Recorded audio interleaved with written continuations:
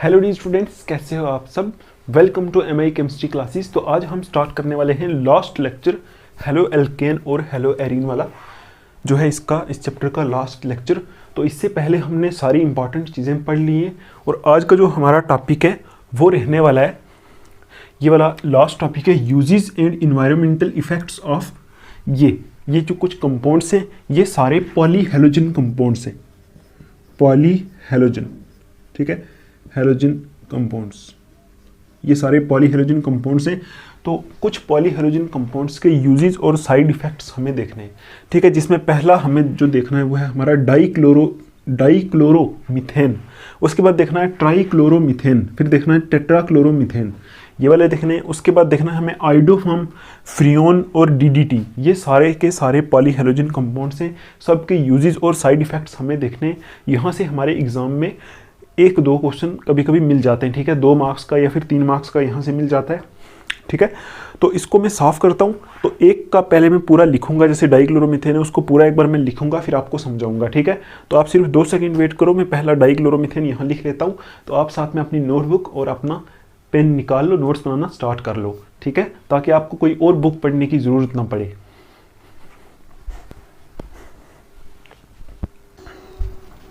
तो चलो, पहला हमने लिख लिया यहाँ डाइक्लोरोमीथेन। तो यहाँ जो मैंने पहले लिखे थे, आपको पहले अपनी नोटबुक के ऊपर लिख लेने कि कौन कौन से हमें पढ़ने, ठीक है। तो यहाँ देखो, हम पहले अभी देखेंगे डाइक्लोरोमीथेन है जो, इसके यूजेस और इसके इन्वायरमेंटल इफेक्ट्स, ठीक। तो आप देखो, डाइक्लोरोमीथेन का जो फार्मूला होता है वो होता है CH2Cl2, यही होता है ना डाइक्लोरोमीथेन, ठीक है। ये इसका मतलब हेलो एल्केन की फॉर्म में लिखा है, ठीक है। अच्छा, इसका फार्मूला होता है CH2Cl2, ये आपको याद रखना। और इसको मिथाइलिन क्लोराइड भी बोलते हैं, ठीक है, क्योंकि आपको पता है ये किस में आता है, जेम डाइहेलाइड, या फिर इसमें आता है, आपको पता है, वो मैंने आपको बताया था, इसको मिथाइलिन क्लोराइड भी बोलते हैं, ठीक है। इसका दूसरा नाम मिथाइलिन क्लोराइड भी होता है। अब देखो इसके यूजेस देखते हैं, ठीक है। तो पहला यूज है इसका, हमें सिर्फ इतना ही पढ़ना है कि इसका यूज क्या है और इसका इफेक्ट क्या है, बस और कुछ नहीं, सिर्फ थ्योरेटिकल है, पूरा थ्योरी वाइज। तो आप देखो, widely used as a solvent for paint remover, मतलब जो पेंट रिमूव करने वाली चीज़ें होती हैं उनमें सॉल्वेंट के तौर पे यूज़ होता है।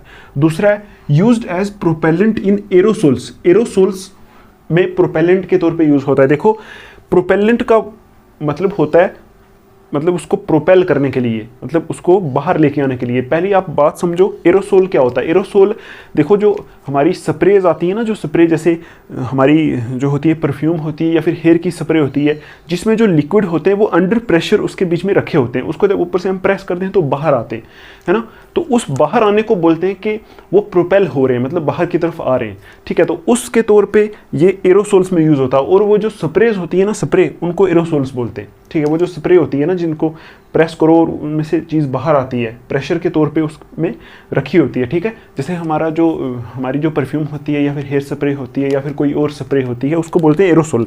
तो उसमें प्रोपेल करने के लिए उसको बाहर, मतलब जो एरोसोल में ना चीज़ को प्रोपेल करने के लिए यूज़ किया जाता है, कौन सा, dichloromethane. And as a process solvent in manufacture of drugs, drugs होती हैं जो हमारी मेडिसिन होती है ना, ड्रग्स, उनको ड्रग्स बोलते हैं, उनकी मैन्युफैक्चरिंग में सॉल्वेंट के तौर पे ये यूज़ होता है, ठीक है। उसके बाद है metal finishing and cleaning agent, metal को फिनिशिंग देने वाला और क्लीनिंग करने वाला एजेंट भी ये यूज़ होता है, ठीक है। Also used as metal finishing and cleaning agent, ठीक। मेटल को अच्छी फिनिश देना, उसको क्लीन करना, बिल्कुल साफ करना, उसके लिए भी यूज़ होता है, ठीक है। ये इसके होते हैं यूजेस। अब देखो इसके इन्वायरमेंटल इफेक्ट्स क्या होते हैं। तो आप देखो, इन्वायरमेंट होता है जिसमें सारे living and non living organism आ जाते हैं, तो उनके ऊपर इसका क्या इफेक्ट पड़ता है वो देखते हैं, ठीक है। तो आप देखो, यहाँ पहले लिखा है dichloromethane acts on central nervous system, ये सेंट्रल नर्वस सिस्टम के ऊपर एक्ट करता है, ठीक है। कैसे एक्ट करता है, आप देखो, अगर हम इंसान अगर exposure to small level of methylene chloride, मतलब ये जो मिथाइलिन क्लोराइड है या फिर जिसको डाइक्लोरोमीथेन बोलते हैं, इसके अगर हम स्मॉल लेवल की तरफ एक्सपोजर हो जाए हमारा, मतलब हमारे आसपास ये थोड़ा सा भी अगर आ जाए, तो हमें इम्पेयर्ड विजन एंड हियरिंग, मतलब हमारी जो विजन, हमारी देखने की शक्ति और सुनने की शक्ति में थोड़ी कमी आ जाएगी, ठीक है। क्योंकि ये सेंट्रल नर्वस सिस्टम पे क्या करता है, एक्ट करता है। उसके बाद देखो high levels of methylene chloride, अगर इसका हाई लेवल हवा में हो in air causes dizziness nausea and numbness in fingers, मतलब अगर इसका हाई लेवल हवा में हो तो क्या क्या हो जाता है, वहाँ से डिजीनेस हो जाती है, मतलब ऐसे आंखें बंद बंद होना स्टार्ट हो जाती हैं। नेज़ा नेज़ा होता है ऐसे वोमिटिंग होने का ऐसी फील होती है, उसको बोलते हैं नेज़ा। उसके बाद फिंगर्स में नमनेस हो जाती है, ठीक है, अगर ये हाई लेवल में हवा में हो तो हम क्या करें, हवा को अंदर ले लें। उसके बाद है it contributes to depletion of ozone, ozone layer को डिप्लीट करने में भी ये कंट्रीब्यूट करता है। क्यों? क्योंकि ये इसमें क्लोरीन है, तो क्लोरीन आपको पता है क्लोरीन जो होता है वो ओजोन डिप्लीशन में हेल्प करता है, ओजोन को ख़त्म करने में क्लोरीन जो है उसका एक हाथ होता है। तो ये एक क्लोरीन का सोर्स है, इसलिए ये ओजोन डिप्लीशन में भी क्या करता है, कंट्रीब्यूट करता है। It contributes the depletion of ozone layer in stratosphere, मतलब स्ट्रेटोस्फीयर में जो ओजोन लेयर है उसको डिप्लीट करता है ये by providing a source of chlorine, मतलब क्लोरीन का एक सोर्स देता है तो ओजोन डिप्लीशन करता है। तो इतना ही आपको पढ़ना है, यूज़ क्या होता है और इफेक्ट्स क्या होते हैं। तो आपने ये प्रोपेलेंट क्या होता है, एरोसोल क्या होता है, ये चीज़ें थोड़ी सी जो है दिमाग में याद रखनी है, ताकि आगे जब ये यूज़ होंगी तो आपको फिर समझने में प्रॉब्लम नहीं आएगी। तो ठीक है, इतना ही था हमारा डाइक्लोरोमीथेन, इसके यूजेस और इन्वायरमेंटल इफेक्ट्स। अभी इसको साफ करते हैं, चलते हैं नेक्स्ट ट्राइक्लोरोमीथेन के ऊपर।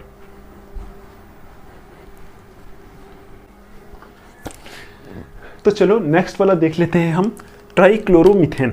ठीक है, ट्राइक्लोरोमीथेन के यूजेस और साइड इफेक्ट्स देख लेते हैं। पहली चीज़ आपको याद रखनी है, जो ट्राइक्लोरोमीथेन होता है इसका फार्मूला होता है CHCl3, ठीक है, और इसका दूसरा नाम क्लोरोफॉर्म भी होता है।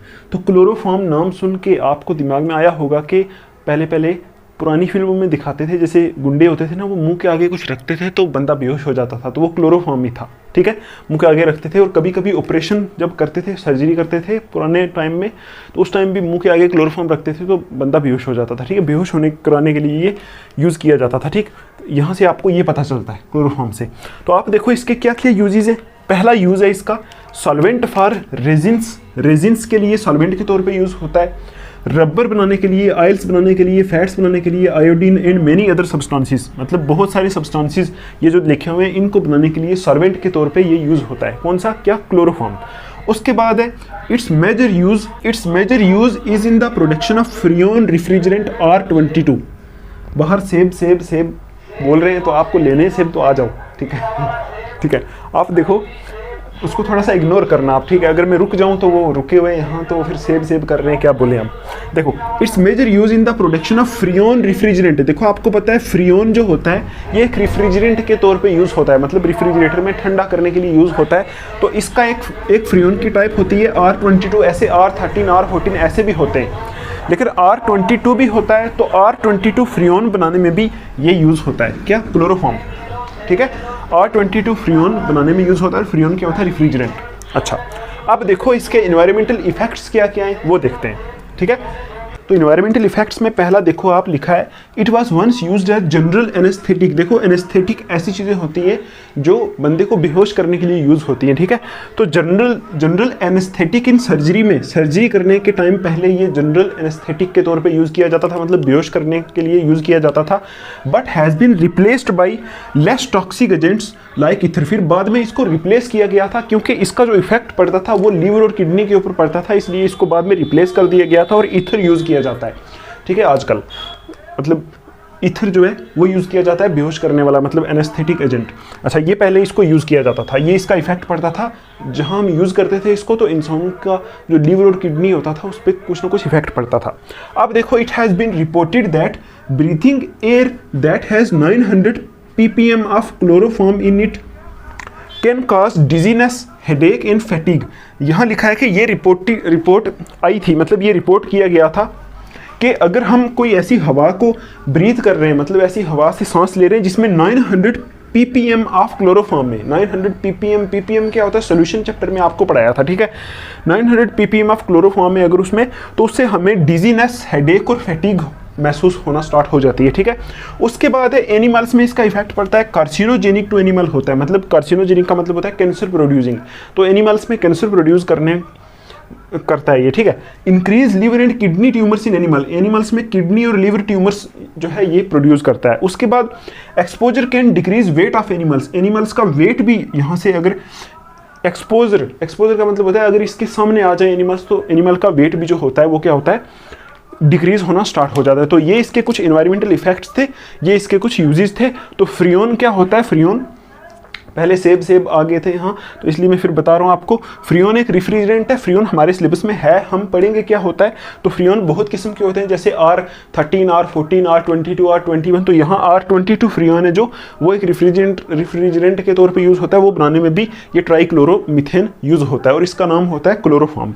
तो चलो अभी चलते हैं नेक्स्ट टेट्राक्लोरोमीथेन के ऊपर। इसको मैं साफ कर देता हूँ, आप इसको लिख लो, ठीक है, लिख लिया।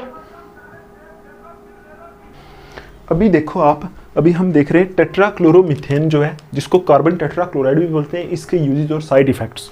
तो इसका फार्मूला होता है CCl4, ठीक है, ये भी एक पॉलीहाइड्रोजन कंपाउंड है, इसको कार्बन टेट्राक्लोराइड या फिर टेट्राक्लोरोमीथेन बोलते हैं। इसके यूजेज क्या हैं, देखो यूजेज है इन मैन्युफैक्चर ऑफ रिफ्रिजरेंट्स, मतलब रिफ्रिजरेंट बनाने में यूज़ होता है। और आपको मैंने जो बताया था propellant for aerosol cans, aerosol cans के लिए प्रोपेलेंट के तौर पे यूज़ होता है। मतलब जो हमारी वही जो मैंने आपको बताया था, जो स्प्रेज होती हैं, स्प्रे जो होती है उसके बीच में लिक्विड को अंडर प्रेशर रखा जाता है, उसको प्रोपेल करने के लिए, मतलब उन वो जो लिक्विड को अंडर प्रेशर रखा है उसको वहाँ से बाहर निकालने के लिए जो यूज़ होता है एरोसोल कैंस में, ठीक। उसके बाद यूज़ होता है in the synthesis of chlorofluorocarbons, chlorofluorocarbons या फिर जिनको फ्रियोन्स बोलते हैं, आगे हम पढ़ेंगे इसके बाद। तो उनकी सिंथेसिस में ये यूज़ होता है और बाकी केमिकल्स की सिंथेसिस में भी यूज़ होता है। उसके बाद है अनटिल मिड 1960s तक इसको फायर एक्सटिंग्विशर के तौर पे भी यूज़ किया जाता था, under the name pyrene, pyrene नाम के अंडर इसको फायर एक्सटिंग्विशर के तौर पे भी यूज़ किया जाता था, ठीक है। उसके बाद देखो इट्स इन्वायरमेंटल इफेक्ट्स, ये इन्वायरमेंटल इफेक्ट्स क्या क्या करता है, देखो it's exposure can cause liver cancer in humans, अगर ह्यूमन इसके एक्सपोजर में आते हैं, इसके सामने आते हैं, है ना, तो लीवर कैंसर जो है प्रोड्यूस करता है ह्यूमंस में। उसके बाद मोस्ट कॉमन इफेक्ट्स जो ये प्रोड्यूस करता है ह्यूमंस के अंदर वो होती है डिजीनेस, नेज़ा, वोमिटिंग, ये होता है। लेकिन अगर ज़्यादा एक्सपोजर हो जाए तो उस टाइम इफेक्ट्स जो इफेक्ट्स हैं, इसके बाद बंदे को कोमा में चला जा सकता है, बंदा डेथ हो सकती है, या फिर अनकॉन्शियसनेस मतलब बेहोश हो सकता है बंदा, ये इसके इफेक्ट्स हैं, ठीक है। उसके बाद जब ये हवा में रिलीज हो जाता है, when it is released in air, मतलब जब इसको हवा में रिलीज किया जाता है, it depletes ozone layer in the stratosphere, ये ऊपर जाता है, स्ट्रेटोस्फीयर जो एटमॉस्फेयर का पार्ट होता है वहाँ ओजोन लेयर होती है, ओजोन लेयर को ये डिप्लीट कर देता है। तो ये इसके कुछ यूजेज और ये इसके कुछ साइड इफेक्ट्स हैं। यहाँ इतना ही आपको पढ़ना है, इसके ऊपर कुछ नहीं करना है, ठीक है। इसमें से ही आपको क्वेश्चन आएगा, हम प्रीवियस ईयर पेपर में देखेंगे। तो अभी इसको साफ करते हैं, नेक्स्ट देख लेते हैं। तो अभी आप देखो, हम देख रहे हैं यूजेज और साइड इफेक्ट्स किसके, ट्राईआयोडोमीथेन के। ट्राईआयोडोमीथेन है, इसका फार्मूला होता है CHI3, देखो ना, ट्राईआयोडो, आयोडो का मतलब आयोडीन, ये आयोडीन का सोर्स है, ठीक। ट्राईआयोडोमीथेन या फिर इसको आयोडोफॉर्म भी बोलते हैं। इसके यूजेज देखते हैं पहले। तो यूजेज में लिखा है iodoform was earlier used as antiseptic for dressing wounds. Dressing wounds का मतलब होता है जख्म, ड्रेसिंग का मतलब होता है जो उसके ऊपर पट्टी करते हैं ना, उसको बोलते हैं ड्रेसिंग, ठीक है। तो एंटीसेप्टिक का मतलब होता है कि वो जो वहाँ जब पट्टी करते हैं तो उसके ऊपर लगाते हैं, उसको एंटीसेप्टिक का काम करता है। एंटीसेप्टिक का मतलब है वहाँ जो जरासीम वगैरह होते हैं वो सारे जरासीम वो मार देता है, ठीक है। जब पट्टी करते हैं तो जरासीम होते हैं ना उधर, जब वोंड होता है,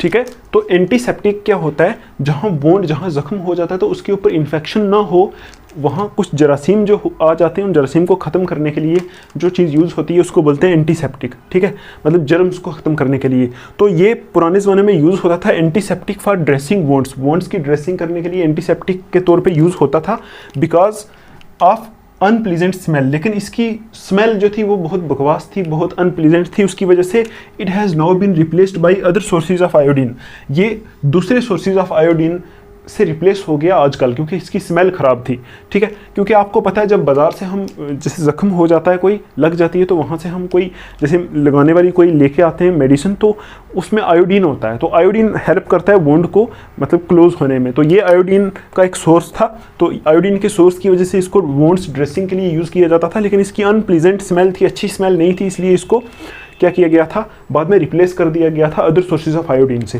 ठीक है। दूसरा यूज़ इसका क्या है, it was also use for sterilising instrument use for surgery, मतलब जो सर्जरी करने के लिए इंस्ट्रूमेंट होते हैं उनकी स्टेरिलाइजेशन करने के लिए, स्टेरिलाइजेशन का मतलब है उनके ऊपर इसको लगाएंगे तो उसके ऊपर जितने जर्म्स होंगे सारे मर जाएंगे, उसको बोलते हैं स्टेरिलाइजेशन। तो स्टेरिलाइजेशन उनकी करने के लिए यूज़ किया जाता था पहले, ठीक। अब देखो इसके एनवायरमेंटल इफेक्ट्स क्या हैं, ठीक।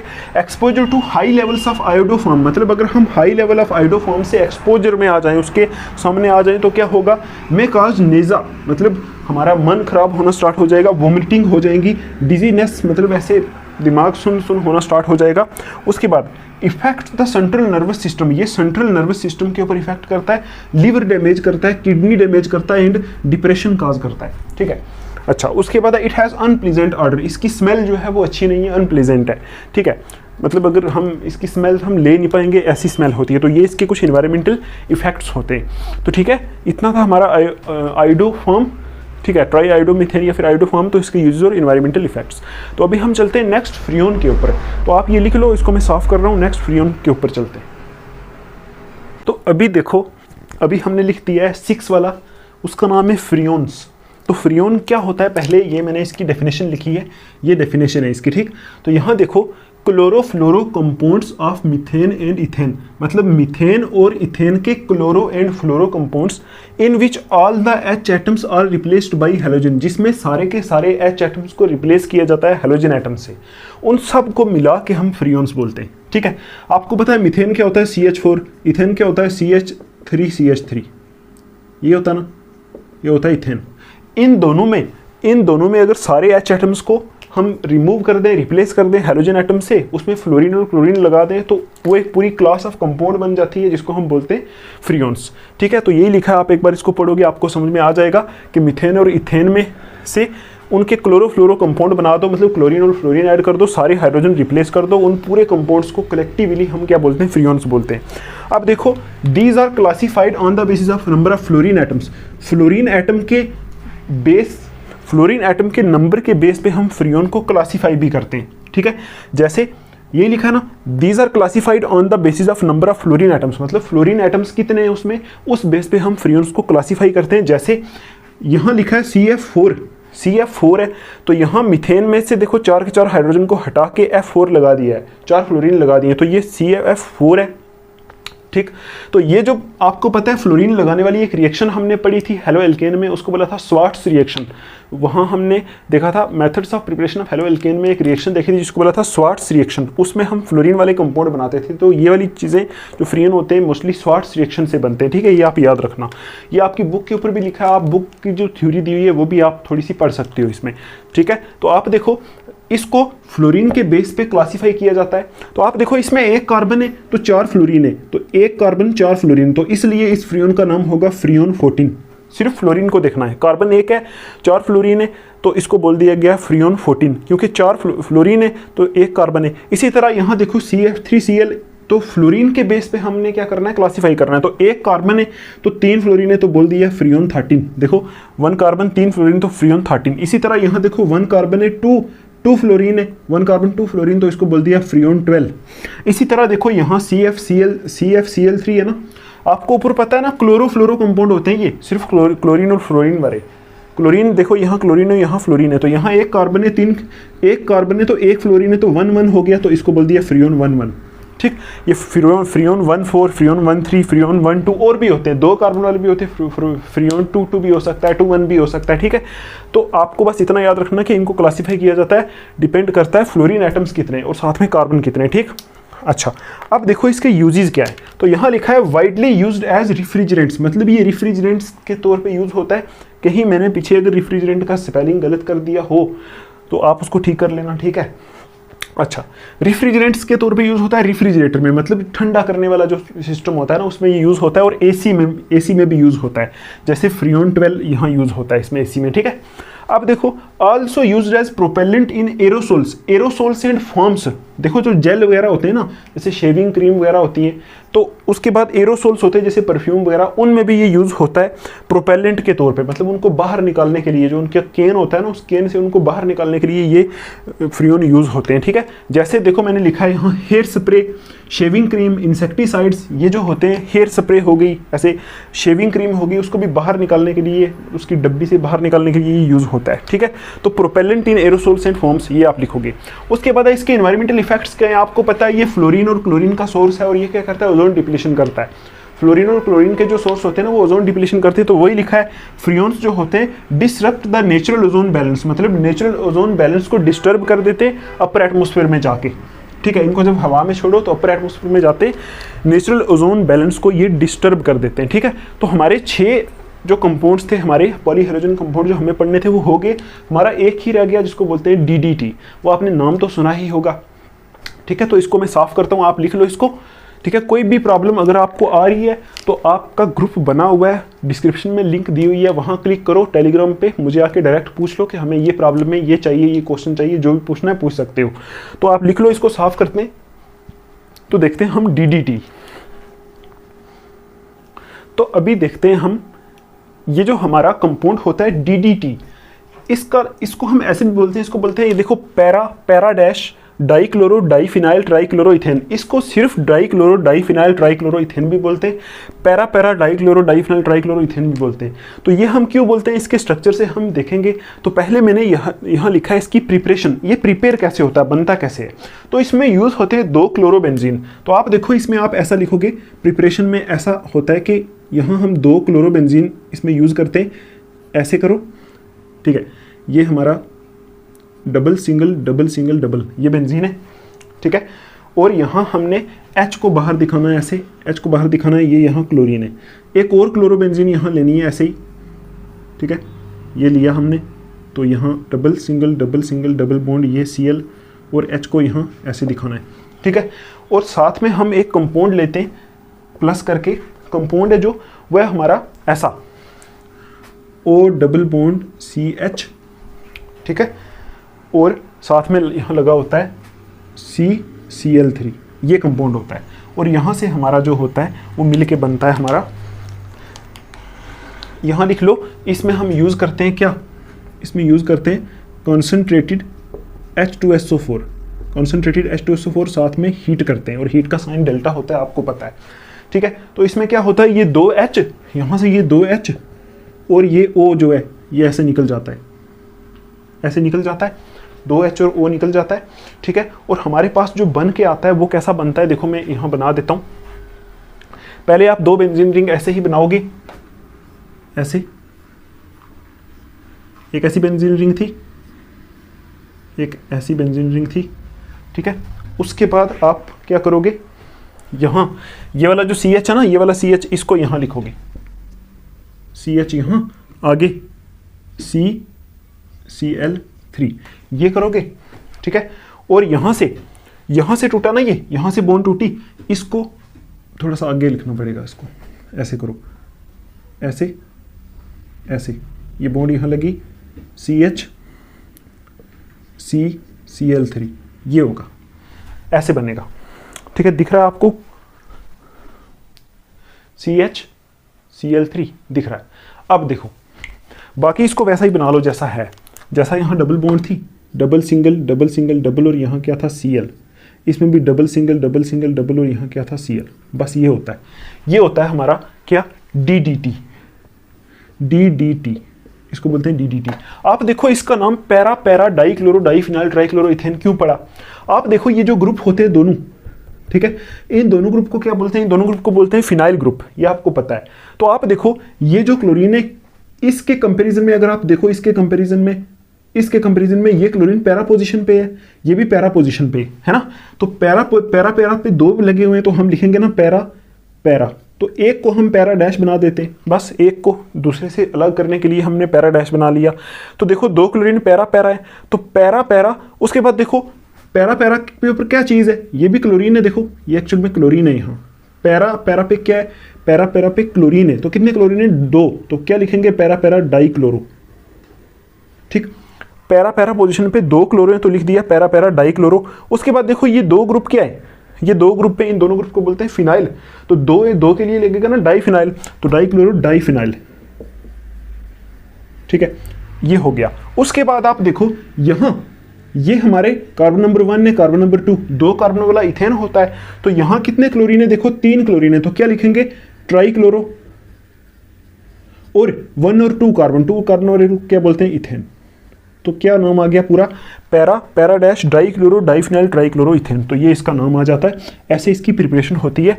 ऐसे हमारा ये एक्चुअल में CHO है, ये कुछ मतलब ऐसे लगा हुआ है कि ये जो कंपाउंड है ना, ये ऐसा कुछ कंपाउंड है, सी के ऊपर ऐसे लगे हुए Cl आगे C डबल बॉन्ड OH, ये ऐसा कंपाउंड है।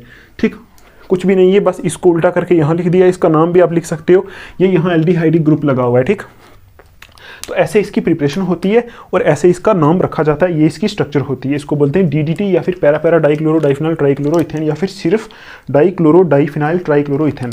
तो अभी आप देखो इसके यूजेस देखते हैं, यूजेस क्या क्या होते हैं इसके। तो पहला आप यूजेस लिखो, यूजेस में आप पहला लिखो यूज, पहला यूज क्या होगा, पहला यूज होगा इसका, it is cheap and powerful insecticide होता है ये। First, it is cheap and powerful insecticide, मतलब एक चीप, बहुत सस्ता और बहुत पावरफुल इंसेक्टिसाइड है। It kills mosquitoes and other insects, mosquitoes को मारने के लिए यूज होता है। इंसेक्टिसाइड है ना, इंसेक्टिसाइड का मतलब होता है कीड़े मारने वाली दवा। ठीक है, it kills mosquitoes and other insects, mosquitoes और दूसरे इंसेक्ट्स को मारने के लिए ये यूज होता है। ठीक है, उसके बाद आप एक पॉइंट लिखो, it is particularly effective. Third use, it is particularly effective. ठीक है, ये पार्टिकुलरली जो इफेक्टिव होता है अगेंस्ट एनोफिलिस मॉस्किटोज, आपको पता है ना, अगेंस्ट एनोफिलिस,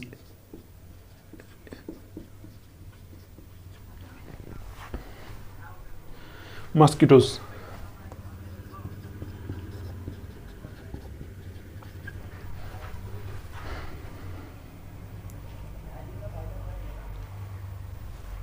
ठीक है, विच स्प्रेड मलेरिया, विच स्प्रेड मलेरिया, ये आपको समझ में आया।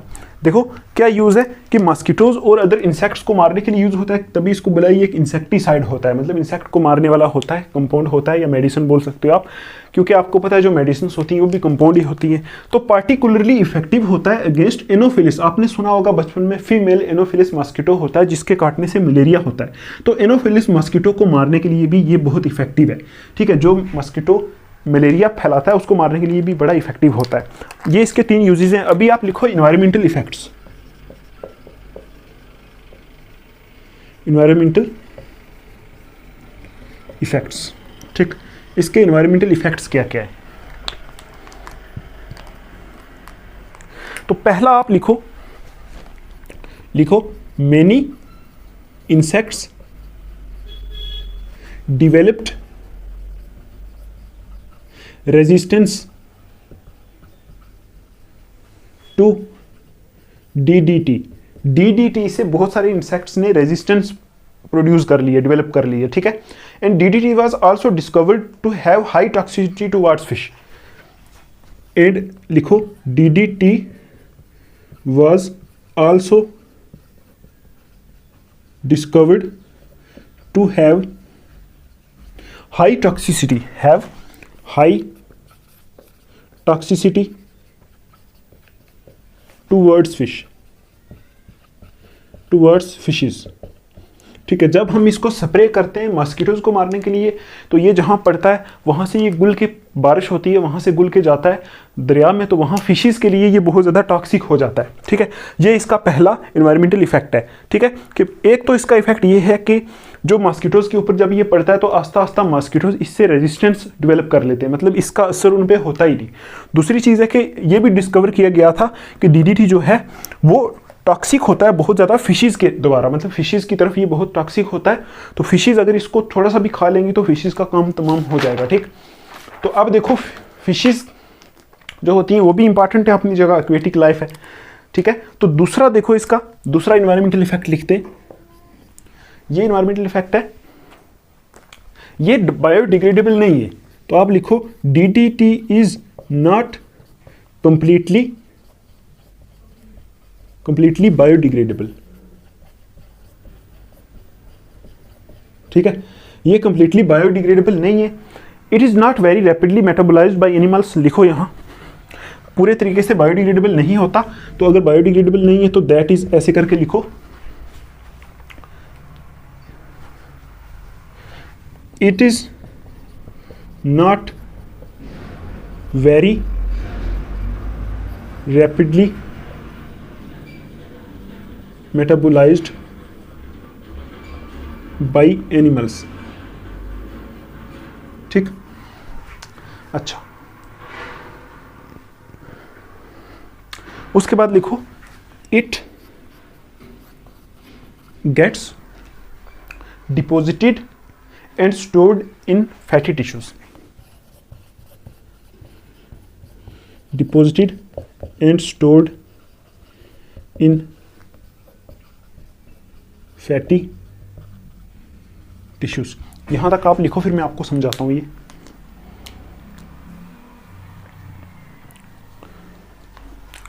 ठीक है, तो यहां देखो कि DDT is not completely biodegradable, मतलब जब इसको हम यूज करते हैं तो ये टोटली बायोडिग्रेडेबल नहीं है, मतलब अपने आप एनवायरनमेंट में खत्म नहीं होता। तो जब देखो एनवायरनमेंट में खत्म नहीं होगा तो एनिमल्स जब इसको लेंगे अंदर अपने, मतलब जहां ये पड़ा हुआ है वहां से एनिमल्स कुछ खाएंगे तो उनकी बॉडी में ये it is not very rapidly metabolised by animals, animals की बॉडी में ये जल्दी जल्दी जो है डाइजेस्ट नहीं होता, खत्म नहीं होता।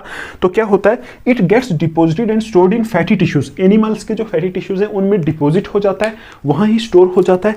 क्यों? क्योंकि ये बायोडिग्रेडेबल नहीं होता, इसको एनवायरनमेंट में जब हम फेंकते हैं वहाँ से एनिमल खाते हैं इसको, तो एनिमल के अंदर जाके ये मेटाबोलाइज नहीं हो सकता जल्दी, तो क्या होता है उनके फैटी टिश्यूज में ये स्टोर हो जाता है। ठीक है, और क्या इफेक्ट करता है वहाँ, आप देखो जब ये एनिमल्स के अंदर स्टोर हो जाता है तो लॉन्ग टर्म में एनिमल का जो होता है ना रिप्रोडक्टिव सिस्टम, तो यहां आप लिख सकते हो stored in fatty tissues and effects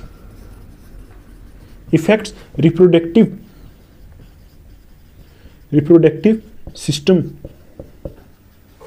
of animals, animals का रिप्रोडक्टिव सिस्टम जो होता है उसको ये इफेक्ट करता है। ठीक है, आई समझ आपको? तो ये भी इसका एक एनवायरमेंटल इफेक्ट है। अब देखो